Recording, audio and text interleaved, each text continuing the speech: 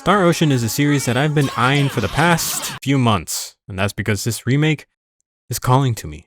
I never played this series before, so I thought, hey, let's try out the first game. So the game starts off in... okay. So the game starts off in fantasy mode. Roddick, Millie, and Dorn are living their peaceful lives as part of the defense force for their village. One day, a mayor of a neighboring village sends a letter requesting aid due to a mysterious outbreak that's ravaging their town. Millie's father volunteers to help them in whatever way he can and leaves. But in just 2 days, he sends a letter back warning them not to go anywhere near him or the village because the virus there is turning people into stone and it spreads through physical contact. And since Dorn is not relevant to the story, he gets infected as well. So in order to save their friend, they travel up a mountain in search of a herb they believe will cure him. But instead, they find 2 humans who transported themselves down onto the planet, Ronix and Ilya. They inform them that the herbs will do nothing to protect them from the petrification. So with no other options left, they decide to follow them into their spaceship. And now we're in sci-fi mode. And it's here that we learn that this game is basically anime Star Trek. We learn of a pact that prevents advanced civilizations from interacting with underdeveloped worlds. The virus responsible for turning the people into stone is actually a bioweapon that was launched by Lazonia, another faction that apparently went into war against Earth. And we also learn that they were essentially forced by an unknown third party, which we don't learn until later in the game. All the while, Millie and Roddick are just flabbergasted over all the technology that they see and the fact that the people here don't have tails. It's genuinely entertaining just walking around the ship and seeing their reactions to stuff that they could never even imagine back in their old world. I genuinely like this setup. Also, time travel. Alright, you lost me. The only way to save the people from petrification is to get a sample from the original host, where the virus originated, so that they can create a vaccine. Problem? The host, Asmodeus the Archfiend, has been dead for over 300 years. With no other way of retrieving a sample, they head to the planet called Styx, which has this thing called a time gate, which will allow them to go back into the past. And for some reason, it's alive. I don't know, they don't explain it. The party gets separated and then the game begins. And it all goes downhill. This game will not hold your hand. There are no tutorials to teach you how to play the game. Now that may sound bad, but in a lot of ways, it really isn't. It's a sort of blessing in disguise. It just means you won't get interrupted with information and you can jump right into the gameplay. None of the menus are blocked and the core gameplay is simple to learn. You will discover how it works in just the first few battles. It's almost kind of nice just being allowed to figure things out. I landed on top of it. The battlefield can become quite chaotic at times. It's practically a free-for-all. Some of these arts are strong and feel great to use. You can spam a move to keep an enemy from ever attacking. I especially love when Ronix decides to just nuke the entire area. What the hell? What the... He's the GOAT for that. And if you don't like how you're positioned or how your party member acts outside of your control, you can always configure it in the menus. Honestly, I had a pretty good time playing this game. Except that's not how it was in the beginning. This game sucks sometimes. The encounter rate is just too high. I can't take a few steps after finishing a battle without triggering another one so soon. Already, wow. The world map looks awful. It's not fun to traverse because of the high encounter rate, and it's basically empty. There's no reason to go off the beaten path because you'll most likely find nothing except more battles. You can't fast travel between individual towns. You can only move between the ports. If there is another way, I haven't found it. And just attacking sometimes just does not work. It's bugging. Either they go ahead and attack a completely different enemy than the one I wanted to, or they just don't attack at all. Not to mention that this game had a difficulty spike where prior to it, I was pretty much beating the enemies fairly easily. And then the next thing I know, I can't take more than 2 hits without dying. And I didn't know any other way of getting better gear, so I was just... It was frustrating. It drove me insane. I was tired of save scumming just to get through the overworld. I was tired of just brute forcing. I was tired of dying. Hell, I even considered spending some time to grind levels. Like, who even am I? So in a desperate attempt to actually have fun playing the game, I had to look up a bunch of guides. I wanted to learn more about the game's mechanics, the item creation system, how I can get better equipment, what do the talents do, and how do I break the game. All the knowledge of this stupid ass game poured into my mind until suddenly everything clicked. Specialties and item creation will be your best friend. You can unlock specialties by leveling up a specific combination of skills, which can allow you to create things such as food, accessories, weapons, and even art. For some reason, it doesn't even have a shred of artistic beauty. It's just a bunch of doodles. Hey man, don't insult the doodles like that.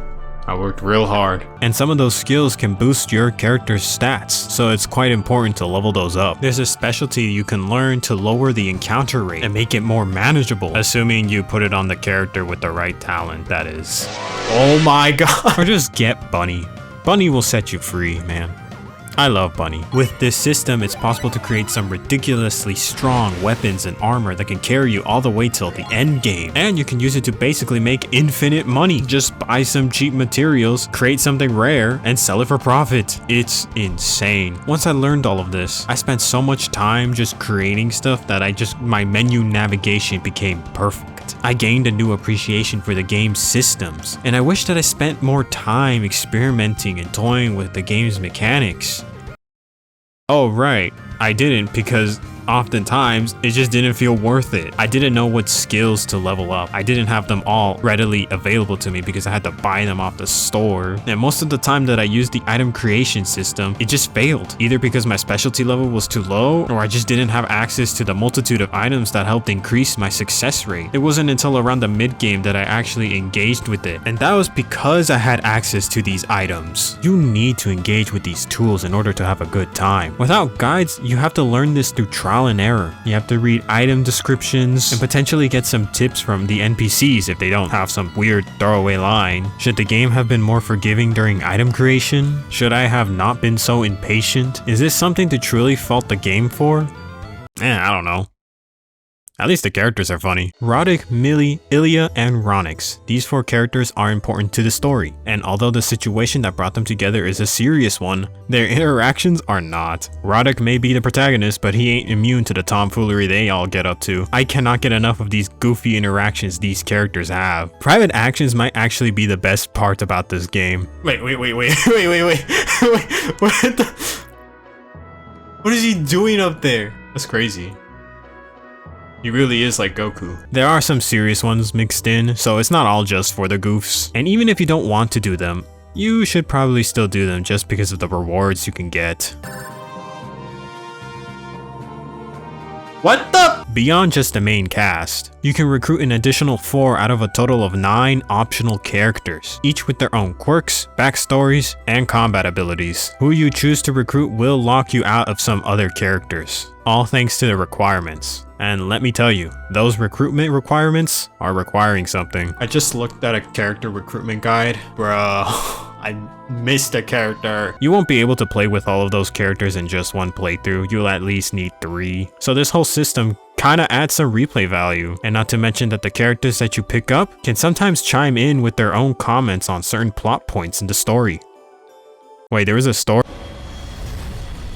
War, demons, kingdoms, furries.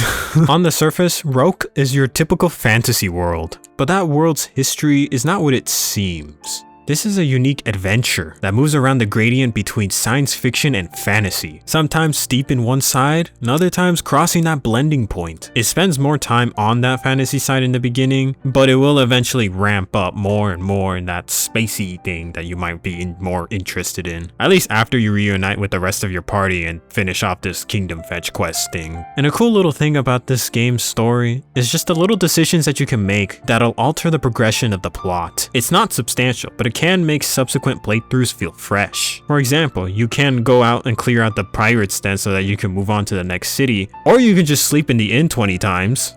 How was I supposed to know that? It's also short compared to other RPGs, clocking around 20 hours to complete one playthrough. Life-changing isn't exactly a word I would use to describe this game's story, but at least it's fun to experience, if only for the characters.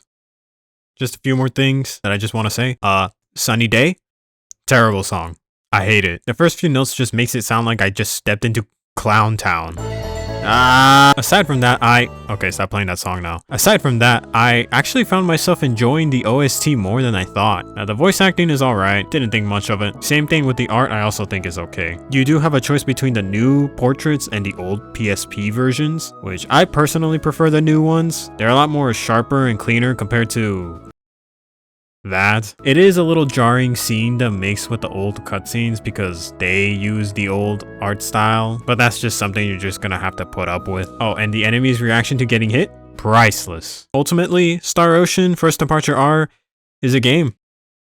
What? It's not exactly my favorite game, and it definitely shows its age, but I did enjoy what it had to offer. The mixture of the two genres is really cool to see, and I had fun seeing these characters just get into stupid shit. Honestly, I'm not even sure if I could recommend this game, especially to newcomers. For one, the remake is coming out, which I am so ready for this game. All you had to do was show me the art and sold. There's also just the BS that I highlighted earlier. Your experience may be different, but I'm just saying, you're gonna need a certain level of brain rot in order to handle this random encounter rate. Honestly, it might be better to just play this game sometime after you get into the series. It usually is really cheap when it's on sale, so if you're looking for a short action RPG with replay value and are willing to put up with some of the BS and maybe even use a guide, then I think it's a fine choice.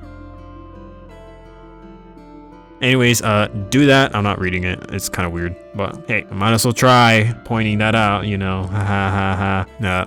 Anyways, I'm gone. Whenever she's yelling at someone else, I think about how wonderful it'd be if it was Captain Thea. I'd love it if she were to actually beat me up someday. Stop.